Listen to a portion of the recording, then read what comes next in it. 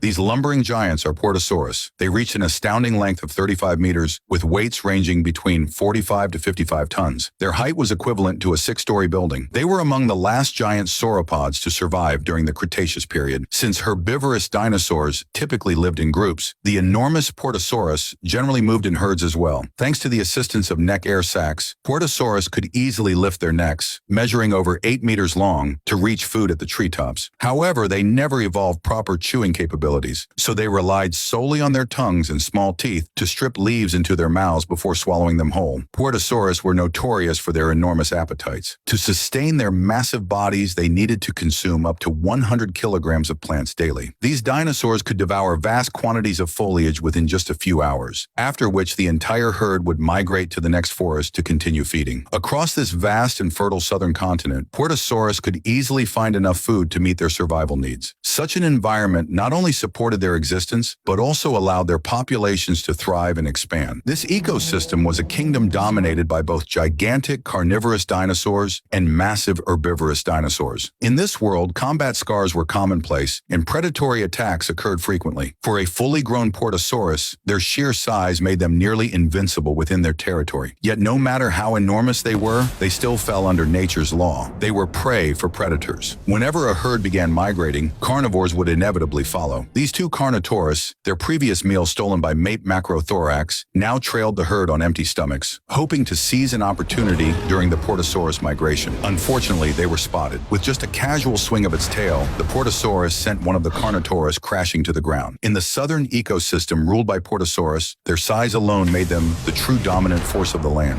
Their massive bodies granted them near invincibility, allowing them to evade most hunting risks posed by predators. However, their enormous size also brought many troubles. During violent storms, Puertasaurus suffered miserably. Their bodies were too large to take shelter deep within the forests, leaving them no choice but to shiver helplessly in the pouring rain. In contrast, the smaller Mape Macrothorax could use their size advantage to hide among the trees and avoid the brunt of the storm. Yet this heavy rain also posed a deadly threat to the predatory dinosaurs. In such weather, hunting became impossible. If they went too long without food, their starving hatchlings would face the risk of death. A week later, the storm finally subsided. After days of relentless wind and rain, the land lay exhausted, but now sunlight pierced through the clouds once more, spilling over the soaked earth. Slowly, the entire ecosystem began to recover. The Mape Macrothorax hatchlings were already weak from starvation. Then, at this critical moment, the adult Mape Macrothorax spotted their prey, a herd of giant Puertasaurus.